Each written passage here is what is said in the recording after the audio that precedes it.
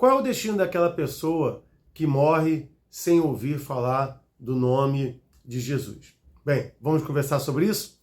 É óbvio que a Bíblia diz que somente há salvação no nome de Jesus. Nessa perspectiva, o cristianismo ele se diferencia de todas as outras religiões. Ele é categórico em afirmar que somente pelo nome de Jesus importa que todo homem seja salvo. É necessário que seja pregado o nome de Cristo. Bem, para isso a gente precisa fazer um retrospecto da pregação do Evangelho no percurso da Bíblia. Quem foi o primeiro evangelista? Quem foi o primeiro ser que pregou o Evangelho? De acordo com a Bíblia, o primeiro evangelista foi o próprio Deus. Quando ele providencia a morte daquele animal por conta do pecado de Adão e Eva e lança a promessa que a semente de Eva esmagaria a cabeça da serpente. Adão e Eva saem do jardim com uma sentença por conta do pecado, mas também saem com uma promessa. Veja, Deus é o primeiro grande evangelista, é o primeiro a pregar sobre a promessa de um Salvador, daquele que restauraria o homem do seu pecado. Adão e Eva têm 2 filhos, Abel e Caim. Caim mata Abel e Deus providencia um filho para o lugar de Abel, chamado Sete. Da descendência de Sete nascerá Noé. Noé, ele vem pregar o evangelho e também pregar a destruição, pregar o juízo de Deus sobre a terra. A palavra só diz que o homem, que Deus se arrependeu de ter feito o homem porque ele via que todo o desígnio do coração do homem era mau. Bem, o dilúvio vem, a sentença de Deus chega sobre a terra e aí Noé tem 3 filhos, Sem, Cã e Jafé. Da descendência de Sem nasce Abraão. E é Abraão que é chamado para ser o pai da fé, aquele homem que creu. O apóstolo Paulo vai dizer que ele creu e Deus imputou isso como justiça. Veja, 400 anos antes da lei, Abraão creu. É muito interessante porque a gente percebe que há um zelo da pregação do evangelho, da promessa daquele que iria redimir o homem do seu pecado desde Adão. E aí o apóstolo Paulo vai dizer que Abraão é esse pai da fé que creu mesmo antes da lei, foi alcançado pela graça do seu Jesus Cristo, crendo nessa palavra, e a gente entende que o evangelho era passado de geração em geração, de pai para os filhos. Isso fica claro, né, porque algumas gerações atrás, a Bíblia diz que da geração de Sete nasceu Enos, que veio da geração de Sete para ficar no lugar da semente de Abel, e a partir de Enos o nome do Senhor passou a ser invocado. Veja, a presença do Senhor, o poder do Senhor sempre zelou pela manutenção dessa promessa daquele que viria. Bem, então,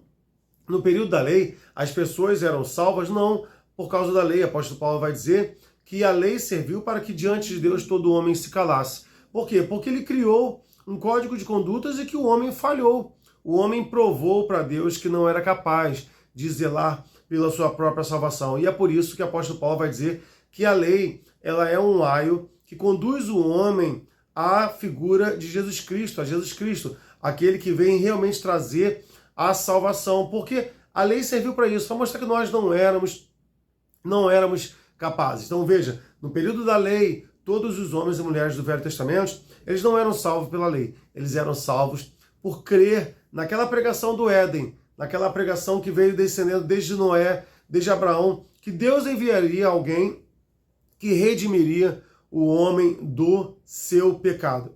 A pregação da graça, ela vem desde Gênesis. Bem, e aí Jesus Cristo chega, e aí nós temos apóstolo Paulo dizendo lá em Romanos capítulo 1, que aquilo que era possível se conhecer do Senhor, Deus permitiu através dos seus atributos. Portanto, todo homem é indesculpável diante de Deus. No capítulo 2, apóstolo Paulo vai dizer que o homem que pecar diante da lei, pela lei perecerá. Mas o homem que pecar sem lei, também sem lei perecerá. Vale a pena a gente lembrar daquele texto que Jesus Cristo propõe a parábola de 2 servos.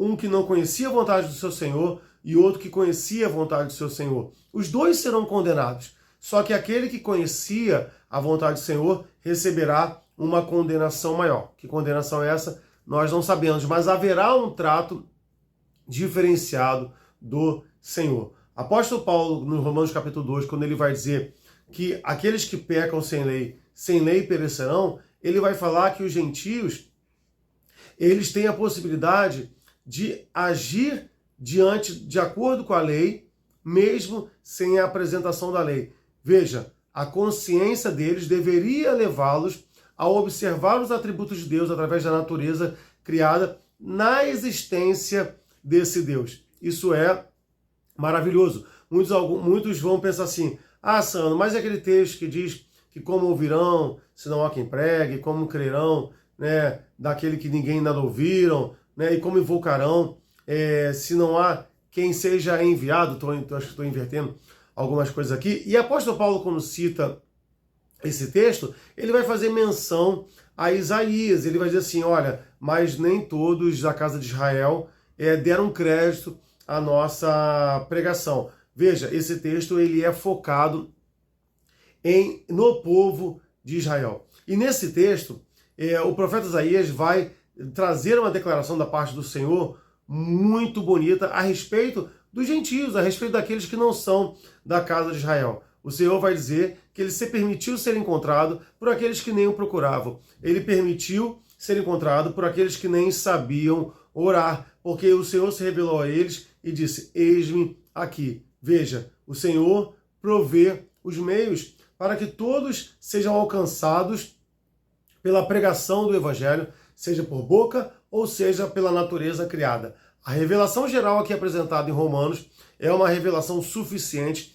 para condenar o homem, pois ele mostra para o homem que Deus existe, só que esse homem não aceita e nega a existência desse Deus. A Bíblia vai dizer, o profeta vai dizer, que o coração do homem é desesperadamente corrupto. Bem, sendo assim, a condenação não é injusta, porque o homem, diante da apresentação do Senhor, como aquela apresentação lá do Éden, daquele proto-evangelho, o primeiro evangelho a ser pregado, o homem rejeita essa palavra e distorce a imagem desse Deus. Bem, só existe salvação em Jesus Cristo, mas toda manifestação do Senhor sobre a terra é suficiente para condenar o homem, porque o homem mostra para Deus que ele é capaz de rejeitar o seu evangelho.